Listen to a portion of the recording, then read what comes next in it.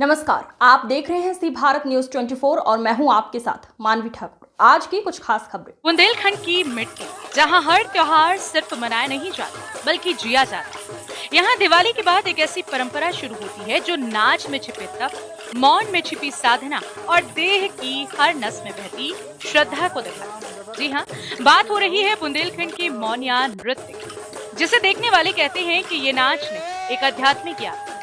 बुंदेलखंड में दिवाली खत्म होने के साथ ही शुरू होता है मौनिया नृत्य का मौसम। इस नृत्य को करने वाले पुरुष दिवाली से पहले एक दिन पहले मौन व्रत धारण करते हैं। कहा जाता है कि जब तक देव उठान एकादशी यानी दिवाली के 11 दिन बाद की ग्यास नहीं आती, तब तक ये नृतक एक शब्द भी नहीं बोलते, सिर्फ अपने कदमों की थाप और ढोल की ताल से अपनी भावनाओं को व्यक्त करते। मौनिया नृत्य सिर्फ एक लोक नृत्य नहीं बल्कि शरीर और आत्मा का संगम माना जाता है। नृत्य करने वाले लोग कहते हैं कि जब हम मौनिया नाचते हैं तो हमारे पैर की अंगूठे से लेकर नस नस में ऊर्जा दौड़ जाती है। इस नृत्य से शरीर में रक्त संचार बढ़ता है, तन मन तरोताजा होता है और कहा जाता है कि कई बीमारियां भी दूर होती हैं। मौनिया नृत्य में सिर्फ पुरुष शामिल होते हैं। यह डांडिया की तरह दिखाई देता है, लेकिन इसकी भाव भंगिमा और ताल अनोखी होती है। हर कदम में भक्ति, हर हरकत में अनुशासन और हर थाप में मौन की साधना झलकती है। कहा जाता है कि नाचते हुए ये लोग अपने आराध्य देव को याद करते और देव उठान के दिन मथुरा, वृंदावन या किसी पवित्र स्थल जाकर के मौन व्रत करते। बुंदेलखंड के कई गांवों आज भी ये परंपरा जीवित। दिवाली के बाद के इन 11 दिनों तक मौनिया नृतक मौन रहते हैं और लेकिन उनका नृत्य बोलता है, श्रद्धा भी संगीत है और मौन भी साथ। लोग दूर दूर से इन नृतकों को देखने आते हैं। कुछ इसे देवता का आशीर्वाद मानते हैं तो कुछ इसे शरीर और आत्मा की तपस्या। मौनिया नृत्य बुंदेलखंड की वही परंपरा है जहां मौन में भी गुण और थाप में भी भक्ति। यहाँ नाच सिर्फ देह का नहीं, आत्मा का होता है। यही है बुंदेलखंड की पहचान, लोक नृत्य और जीवन की लय में रचा बसा।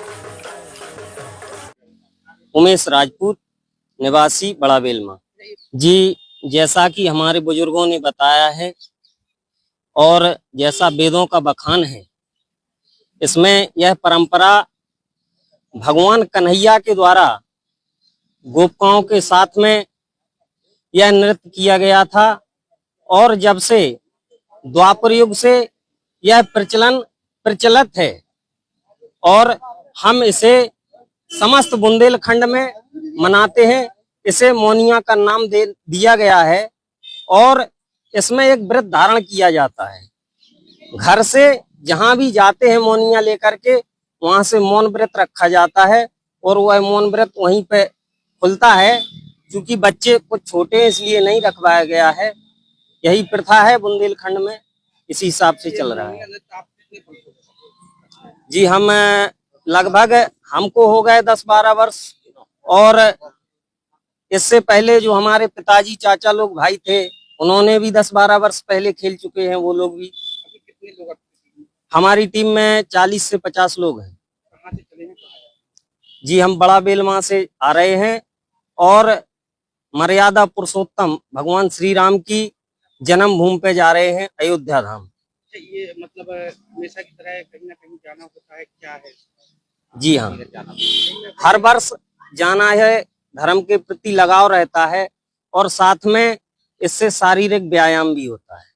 बुंदेलखंड में यह प्रथा काफी दिनों से चली आ रही है, क्या कहीं कितना समय हो गया होगा? जी, हमने जैसा कि हमें पता है भगवान कन्हैया के द्वारा यह नृत्य किया गया था और तभी से हम सब इसे पर्व के रूप में मनाते हैं सारे बुंदेलखंड में। शुभारंभ हो जाता है इसका शुभारंभ ये दीपावली की जो दोज होती है उसके दिन से शुरू होता है और ये 11 तक चलता है। खबरों का सिलसिला लगातार जारी है। आप बने रहिए सी भारत न्यूज 24 के साथ।